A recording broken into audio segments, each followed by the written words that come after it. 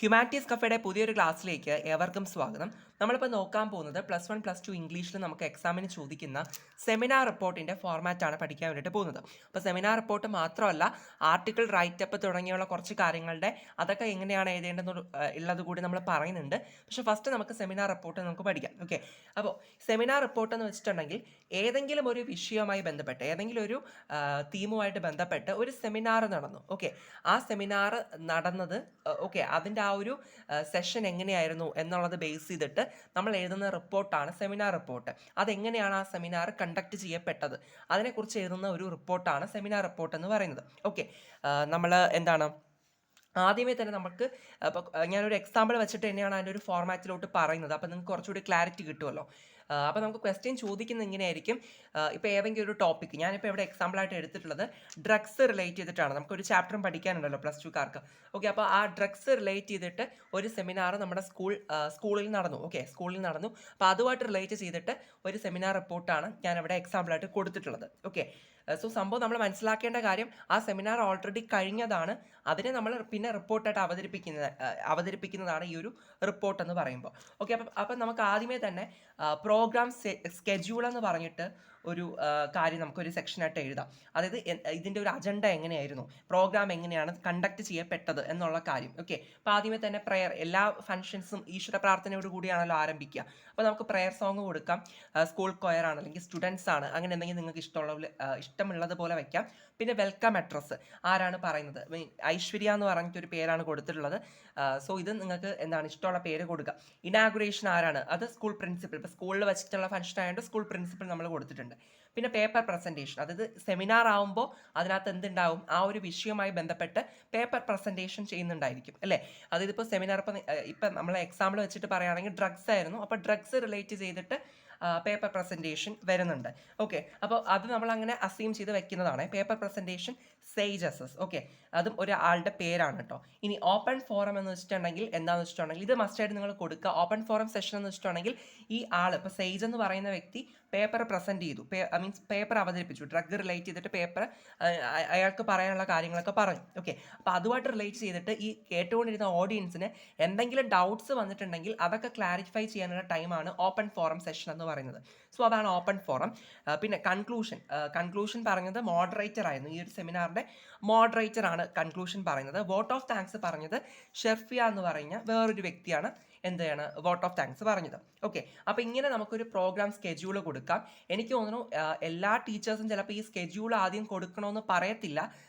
പക്ഷെ ഇങ്ങനെ കൊടുത്താലും പ്രശ്നമില്ല കേട്ടോ.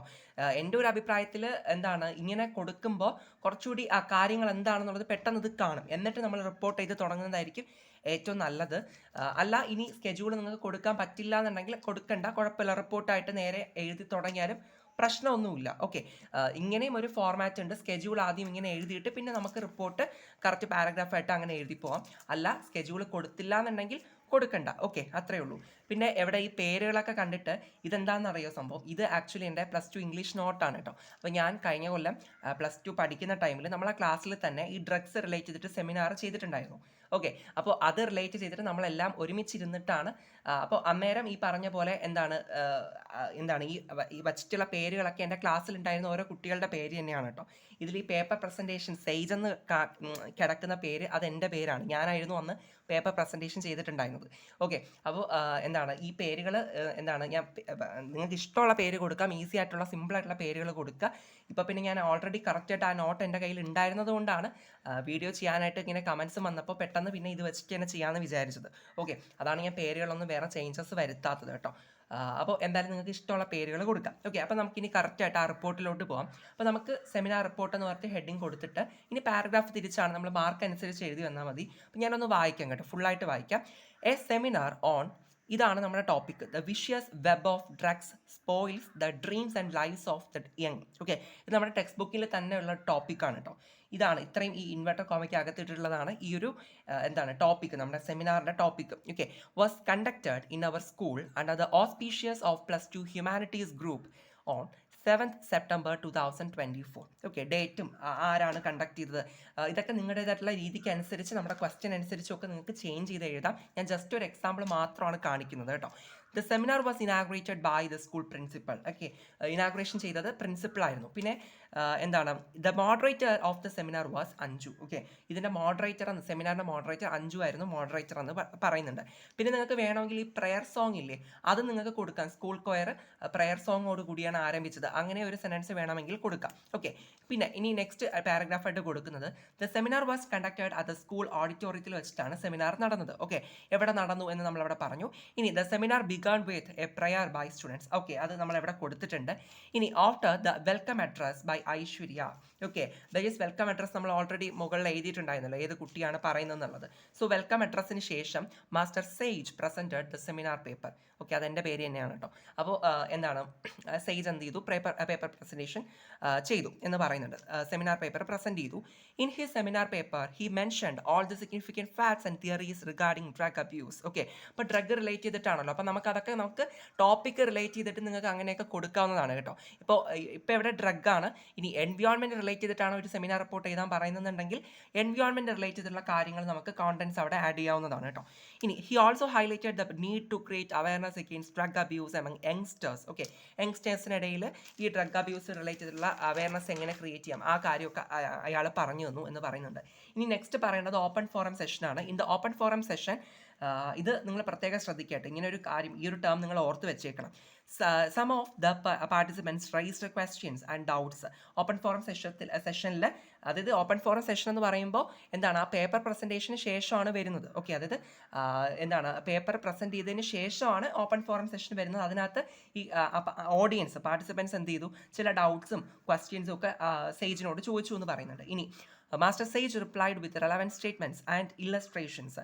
അപ്പോൾ ചില സ്റ്റേറ്റ്മെൻറ്റുകളോടുകൂടിയും പിന്നെ ഇല്ലസ്ട്രേഷൻസ്, അതായത് ചില ഗ്രാഫൊക്കെ കാണിച്ചും അങ്ങനെയൊക്കെ നിങ്ങൾക്ക് എന്താണ് അങ്ങനെയൊക്കെ റിപ്ലൈ കൊടുത്തു. അതായത് അവരുടെ ഡൗട്ട്സ് ക്ലാരിറ്റി വരുത്തി കൊടുത്തു, ഓഡിയൻസിൻ്റെ ഡൗട്ട്സ് ക്ലാരിഫൈ ചെയ്തു എന്ന് പറയുന്നുണ്ട്. പിന്നെ എന്താണ്, Sherfiya expressed vote of thanks to all at the end of the seminar. സെമിനാറിൻ്റെ അവസാനം ഷെർഫിയ എന്ത് ചെയ്തു, എല്ലാവർക്കും വോട്ട് ഓഫ് താങ്ക്സ് അവതരിപ്പിച്ചു. ഇനി the seminar was conducted with the aim of creating awareness against drug abuse. ഇതൊരു കൺക്ലൂഷനായിട്ട് നമ്മൾ കൊടുക്കുന്നതാണ്. സെമിനാർ എന്തുമായിട്ട് ബന്ധപ്പെട്ട് നടന്നത്, ഡ്രഗ് അബ്യൂസ് റിലേറ്റ് ചെയ്തിട്ട് എല്ലാവർക്കും ഒരു അവയർനെസ് കിട്ടുക എന്ന ലക്ഷ്യത്തോടു കൂടിയായിരുന്നു ഈ ഒരു സെമിനാർ നടത്തപ്പെട്ടത്. All the students of the school and majority of the parents to part in the seminar. അപ്പോൾ എല്ലാ കുട്ടികളും അതുപോലെ തന്നെ പാരൻസും ഒക്കെ എന്ത് ചെയ്തു, പാർട്ടിസിപ്പേറ്റ് ചെയ്തു. Thus the seminar was a successful endeavour. അതായത് ഇത് ഒരു സക്സസ്ഫുൾ ആയിട്ടുള്ള ഒരു കാര്യമായിരുന്നു എന്നാണ് പറയുന്നത്. അപ്പോൾ ഈ ഒരു വേർഡൊക്കെ നിങ്ങൾക്ക് നന്നായിട്ട്, ഇത് ഏത് സെമിനാർ റിപ്പോർട്ട് ചോദിച്ചാലും ലാസ്റ്റ് ഇങ്ങനെ ഒരു സെൻറ്റൻസ് ഒക്കെ കൊടുത്താൽ നല്ലതായിരിക്കും. Thus the seminar was a successful endeavour. കാരണം ഇതൊക്കെ നല്ലൊരു വേർഡല്ലേ. ഓക്കെ, അപ്പോൾ അതുകൊണ്ട് തന്നെ നിങ്ങൾക്ക് അതങ്ങനെ എടുത്ത് പഠിക്കാവുന്നതാണ് കേട്ടോ. അപ്പോൾ ഇതാണ് നമ്മൾ സിമ്പിളായിട്ട് പറയുന്ന ഒരു സെമിനാർ റിപ്പോർട്ട്. അപ്പോൾ മാർക്ക് അനുസരിച്ച് ഇതുപോലെ പാരഗ്രാഫ് തിരിച്ച് എഴുതിയാൽ മതി. അപ്പോൾ എപ്പോഴും ശ്രദ്ധിക്കേണ്ട കാര്യം, നമ്മൾ ക്വസ്റ്റ്യൻ നന്നായിട്ട് വായിച്ച് നോക്കുക. തരുന്ന സമയത്ത് ഏത് ടോപ്പിക്കിനെ ബേസ് ചെയ്തിട്ടാണ് സെമിനാർ നടന്നത്, എവിടെ വെച്ച് സെമിനാർ നടന്നു, അങ്ങനെയുള്ള കാര്യങ്ങളൊക്കെ പറഞ്ഞിട്ടുണ്ടായിരിക്കും. എന്നിട്ട് അത് റിലേറ്റ് ചെയ്തിട്ട് പ്രോഗ്രാം സ്കെഡ്യൂൾ പ്രിപ്പയർ ചെയ്യുക. അതിൽ നിങ്ങൾക്ക് ഇഷ്ടമുള്ള പേരുകളൊക്കെ കൊടുക്കാം കേട്ടോ. ഓക്കെ, ആ പേരുകളൊക്കെ കൊടുത്ത് ഒരു സ്കെഡ്യൂൾ പ്രിപ്പയർ ചെയ്യാം. ഇനി അഥവാ അങ്ങനെ എഴുതാൻ പറ്റിയില്ലെങ്കിൽ ഓക്കെ, പക്ഷേ ഇങ്ങനെ ഇങ്ങനെ എഴുതാൻ പറ്റുകയാണെങ്കിൽ കുറച്ചുകൂടി ബെറ്റർ ആയിരിക്കും.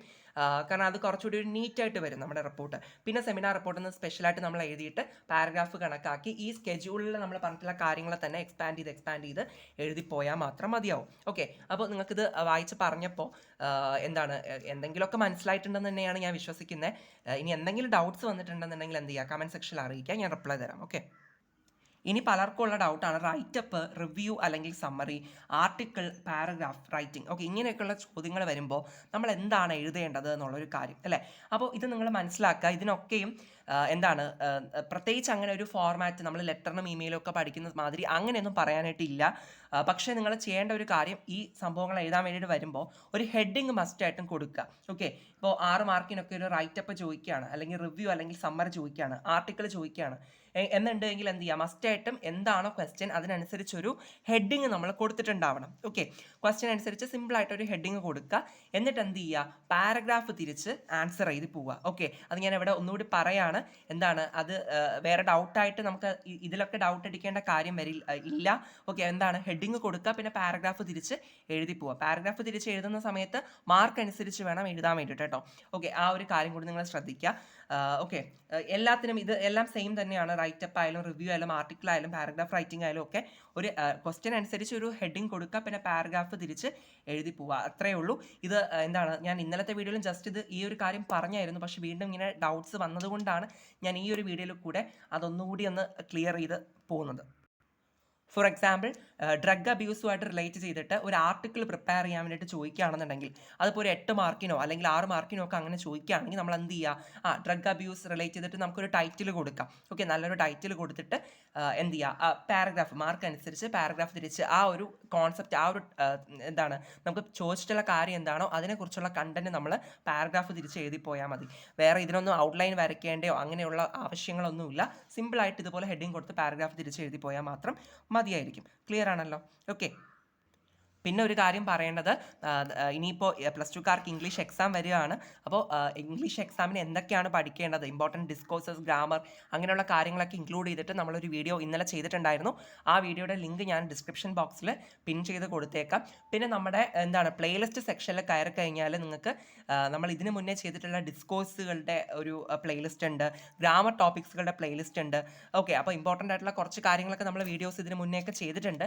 അതൊക്കെ ആ പ്ലേലിസ്റ്റിനകത്ത് ഉണ്ട് കേട്ടോ. അപ്പോൾ ആ പ്ലേലിസ്റ്റ് സെക്ഷൻ കൂടി നിങ്ങളൊന്ന് ചെക്ക് ചെയ്ത് നോക്കിക്കഴിഞ്ഞാൽ നല്ലതായിരിക്കും. അപ്പോൾ എല്ലാവരും നന്നായിട്ട് തന്നെ പഠിക്കുക. ഇനി എന്തെങ്കിലും ഡൗട്ട്സ് ഉണ്ടെന്നുണ്ടെങ്കിൽ കമൻറ്റ് സെക്ഷനിൽ അറിയിക്കുക. ഓക്കെ.